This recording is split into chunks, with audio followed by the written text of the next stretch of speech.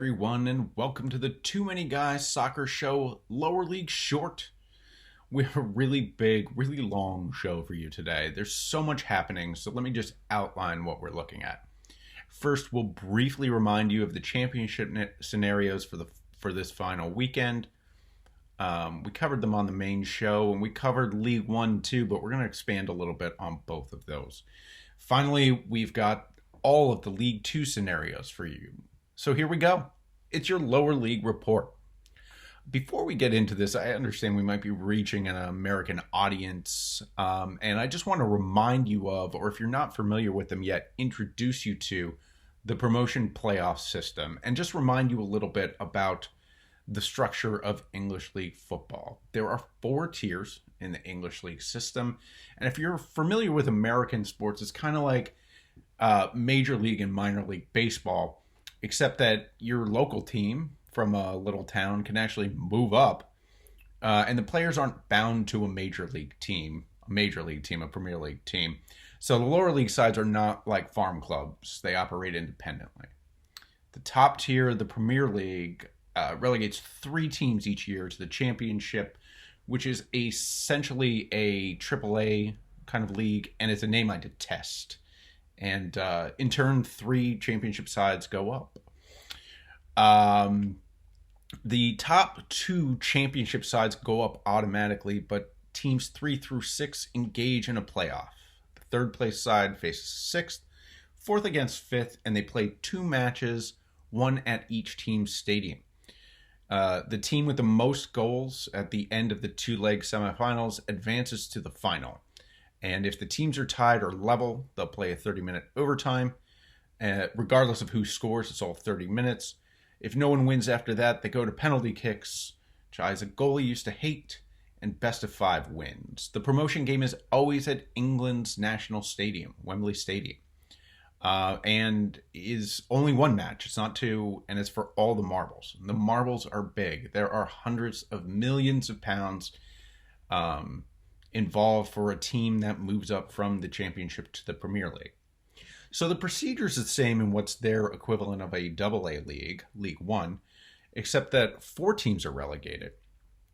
And in the single A league, League Two, there are 3 automatically promoted teams, a playoff for the next 4 teams, and then only 2 sides get relegated because being relegated from League Two is called leaving the league, and it's a noted drop. It used to at one time require votes from all the other sides to kick you out. Anyway, that's your background, your promo. So here we go. Let's talk championship. We've already talked about relegation places. They're all gone. We had our final automatic promotion this week. So all that's left to play for are 4 teams going for the final 2 playoff spots. Out of those, I think 6th place Luton Town have the easiest draw this weekend against Reading, while 5th place Sheffield and 8th place Millwall play against Fulham and Bournemouth, the already promoted sides, respectively. And you know what? I don't see those teams taking their foot off the gas. I think they want to head into the Premier League strong, which gives 7th place Middlesbrough an awesome opportunity. We saw the 7th place side from League One pop in there on championship weekend. So it's certainly a possibility. I think if Fulham show up and force Sheffield screwed, Fulham are the best championship side by a mile, and they've got a ton of Premier League talent. If Fulham goes with a B side, Sheffield will want to win. If they draw and Middlesbrough win by 2 or more, it gets into what the final scores of the games are, because they'll be level on points and could be goal differential, and then it goes to goals scored. But if it goes back to head, it's back to Sheffield United. I know that's confusing, so let me repeat my advice from last week. Just win for those teams, and for you, just tune in, 7:30 on ESPN. That's Eastern U.S. time. But we did have a promotion this week, so let's go ahead and tribute those lovely cherries of Bournemouth. Oh, no. No, not the sad music, the happy one. Bournemouth were founded in 1899 as Boscombe FC, and they made it to the league in 1923. They were Bournemouth and Boscombe FC all the way until 1971, when they truncated that name to the one that we love today. The Cherries, as one would want to call them if they were going to have to do that whole Bournemouth and Boscombe mouthful all the time, didn't make it to the top division in English football all the way until 2015. And in that time, that non-Premier League time, you struggled. You went into administration twice. You slipped to League Two. You also ran in English football, but led by Eddie Howe, you came up from League Two to League One to the Championship, and then all the way to the Premier League. And in the four seasons you were there in the Premier League, you tormented teams, frustrating them on the South Coast. Top four teams, desperate for points. But it ended and you went down. But this year, fueled by at least 29 goals from Chelsea and Liverpool cast-off Dominic Solanke, you skipped the playoffs that frustrated you last year. Bournemouth, you've got Premier League talent, you've got a Premier League manager, and you have a third jersey so spectacularly ugly, it'll fit in right amongst those of the great teams who play in Europe. Bournemouth, for the second time in your 123-year history, you're returning to the top flight of English football. Congratulations. And we expect you to be better than Norwich were this year. Alright, so Bournemouth are rising from the Championship, but who's going to rise up to replace them? League One came down to the final weekend of the season, which happened last Saturday. Until the last weekend, no one had earned an automatic promotion spot. And I went over for 10 minutes last week talking about all the different playoff scenarios and permutations. And additionally, at the bottom of the league, we'd only seen one automatic relegation spot happen. So how did it all turn out? Well, pretty much everything stayed the same as it was, and I wasted all that time talking about permutations. 6 of the 7 teams eligible for promotion won. 6 of the bottom 7 teams lost. And the only thing that changed was that Plymouth Argyle dropped out of the playoffs, losing hideously to MK Dons, who wrapped up third 5-0. A disappointing end for Argyle. They hung around the playoff spots for most of the year. But in a league as competitive as League One, only winning one of your last 7 games just isn't going to cut it. However, we'll give credit where it's due. League One Player of the Year Scott Twine netted 4 goals on Saturday for MK Dons. That was up to 20, and he also added 13 assists. He's been brilliant this year. Twine is 22. He's a product of lower league academies, so he might have slipped off some radars. It was a key signing for the Doms this year. It's going to be interesting if they win the playoffs. I did predict that on the show this week. It'll be interesting to see Scott Twine in the Championship next year. So guys, spoiler alert, I'm almost being sarcastic with myself because I'm taping this right after the first playoff match and I'm already wrong. But I wanted to give you an honest report, not change it, not make me look like a psychic. But I also wanted to give you the opportunity to absolutely devastate me in the YouTube comments below. So go ahead. Have at it. All right, so not much changed in League One. So who's going up? Who's going down? I mean, don't we need music for that? The first ones going up are League One winners, Wigan. That's right, Wigan. They're one of the newer sides in English football. They joined the league in 1978 and narrowly escaped having to leave in 1994 before advancing all the way to the Premier League. You guys were so good. You won the FA Cup in 2013 against Manchester City. But oh, the price you paid for that trophy. You were relegated that same year under coach Roberto Martinez, who took the cue to leave for greener pastures. And you fell. and you rose again and you fell. Until you were bought by someone during the pandemic who put you right into administration, which sent you back down to League One. Wigan! You've arguably won the world's most distinguished cup title. You've played in the Premier League, and the Championship, and League One.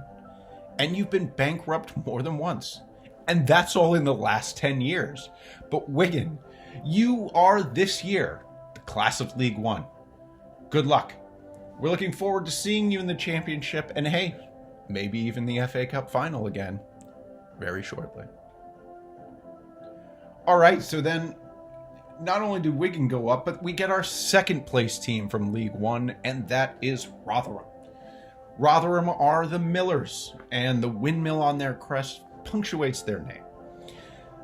Rotherham were formed in 1925 from two smaller sides, and you guys went right into the league. You have the distinction of being the first team to lose a cup final, to lose a League Cup final, the first team ever. So it's not all Wigan in the cup histories over here in our League One celebrations. But hey, while we're speaking of trophies, you guys won the EFL trophy this year. The lower league version of the League Cup you couldn't quite get your hands on in 1961. Rotherham, what a year. You've never played in the top tier of English football, but you never will unless you reach the second, which you have. Rotherham, you're going to play in the Championship next year, and we expect big things from you. All right, well, good luck to Rotherham, but, on the main show, we spoke pretty thoroughly about the playoffs. We all kind of predicted that third place finisher MK Dons would be sixth place Wycombe, and that fifth place Sunderland would emerge in their two-leg semi-final with Sheffield Wednesday, with the Dons eventually winning promotion at Wembley. Let me break down why. For MK Dons, why did we think that? So let me break it down. It would be easy to just pick chalk, which if you're not familiar with the term, it means always picking higher ranked teams. It's sort of got a negative connotation. It's sort of lazy. And in gambling terms, it's always a surefire loser.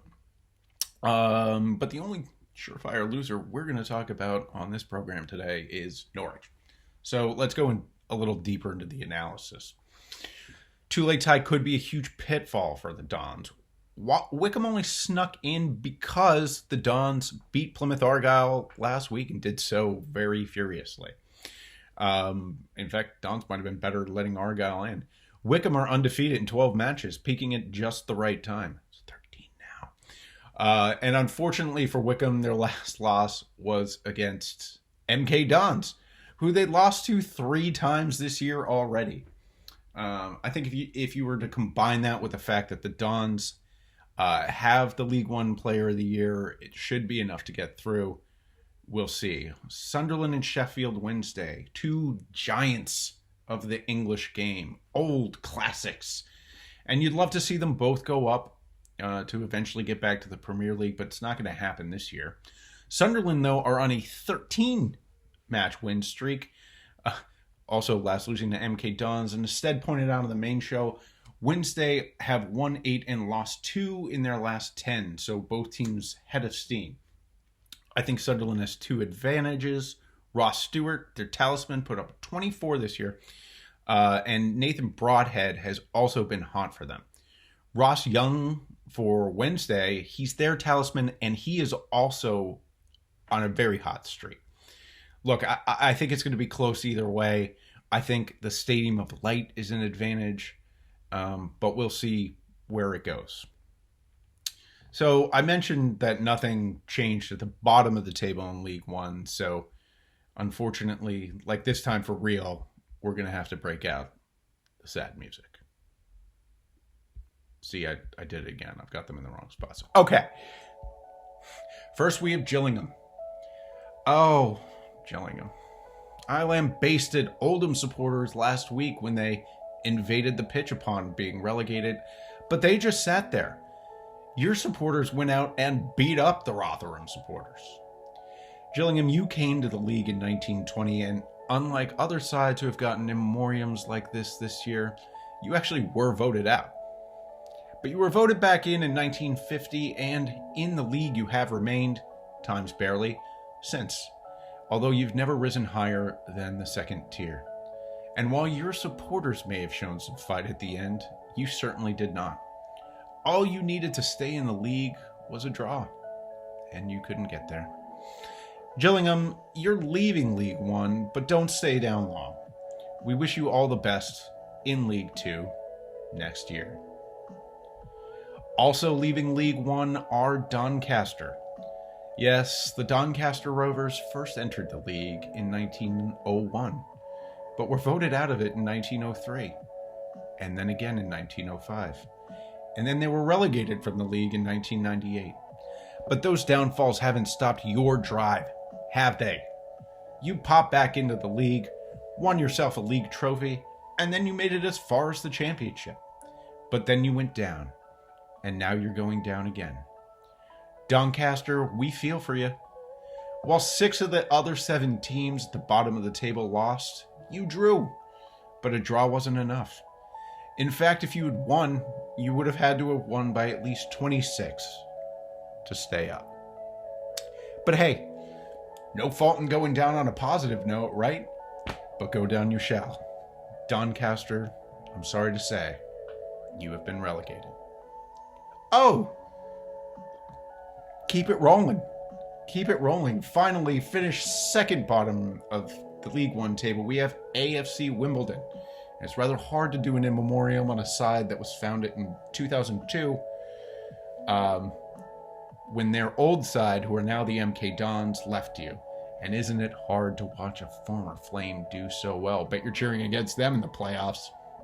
Yeah, but that side, the MK Dons, who used to be your side, weren't in the league until the 80s, and then they went up to the Premier League, and they finished as high as 6th, with a side that featured TV commentator Robbie Earle, and they were called the Crazy Gang for their rough and tough style and their parties, and no one wanted to go to Wimbledon. But then you got relegated, and then you moved. And isn't love grand? They came out of nowhere, gave you the highest of highs, excited all of your possibilities, and then they dumped you. Look, AFC Wimbledon, you're going down, and it's the first time in your 20-year history that you have ever been relegated. But hey, you know, if anyone could take it, it's you, isn't it? I mean, at least your team isn't moving this time, right? All right, that'll do. Let's get on to League Two. There were no promotions or relegations last week, so we can put our dramatic music behind us.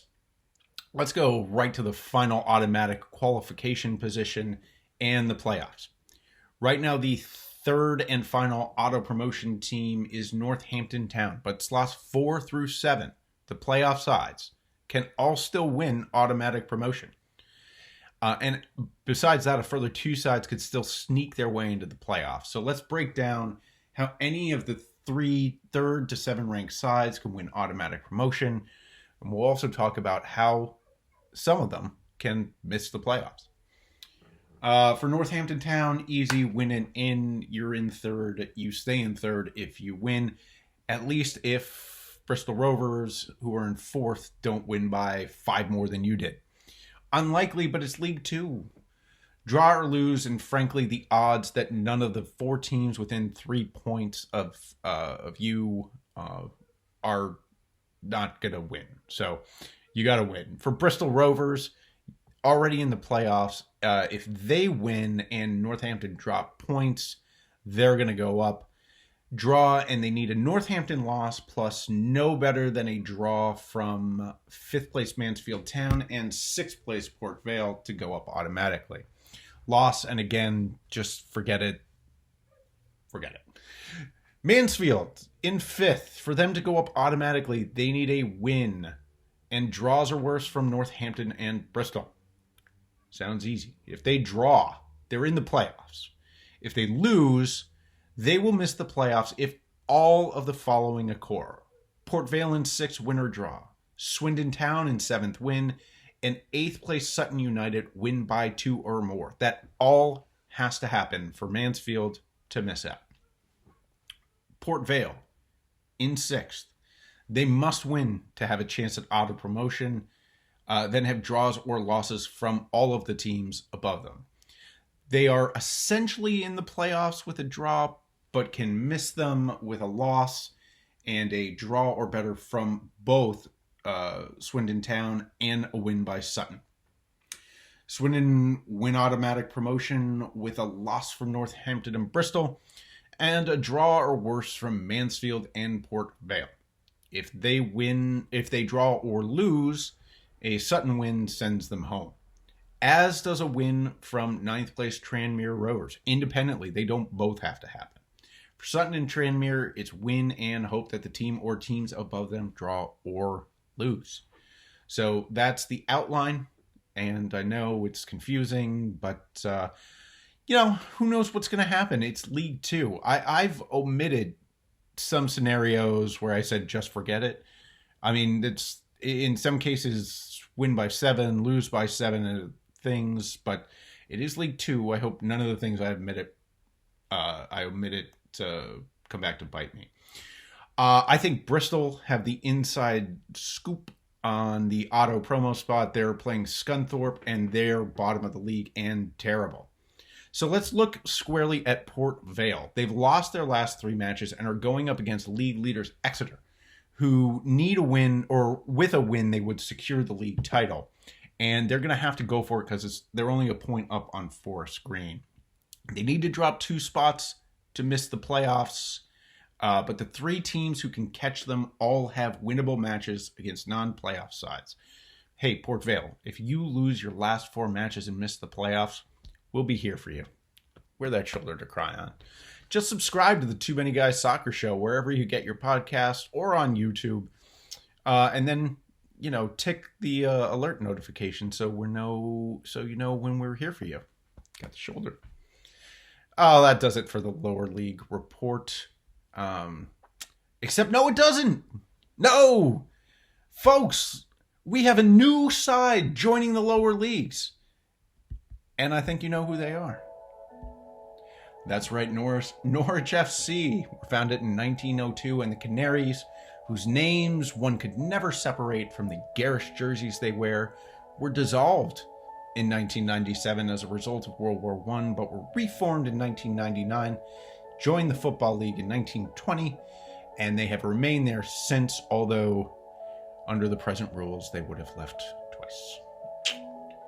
But they rebounded from those depths, and except for 1 year in the 2000s, they haven't played in lower than the 2nd division since the 60s. They won the League Cup in 1963 and 1985, 2-time winners. And in 1993, they came in 3rd in the newly formed Premier League, their highest finish ever. But Norwich, staying in the 1st division isn't for you. And you quickly faded back into the 2nd division, and then briefly the 3rd, until the present day, when your team actively decided to become the 21st best team in all of English football. And with that, you win the championship, but then you sell your best players, and then you finish in the bottom of the Premier League. And then you go back and you win the championship again. And this goes on and on for what seems like forever. Norwich, you've been relegated, but look at the bright side. Timo Pukki can be a good striker again, and hey, maybe even Josh Sargent can get involved, if he's around. And Norwich, listen, we know you'll be back, because you're going to win the championship again next year. So hey, Norwich, you weren't good enough to stay up, and you never are. And so you're going down again. But hey, maybe next year you win the league, and then you don't sell off your best players, and you can stay in the Premier League for more than 1 year. Norwich, we hardly knew thee, but as always, I can't wait to cover you again in these lower league reports, and then see you back in the Premier League the year after that. All right, guys, let's play it out with our sad Norwich music. That was pretty long. There's so much going on. I hope you enjoy your League 2 and championship weekends. named it to championship. And also your League One playoffs. So for the Too Many Guys Soccer Show, it's me, Chelsea Mike Shustak, and as always, we'll try to do better next time.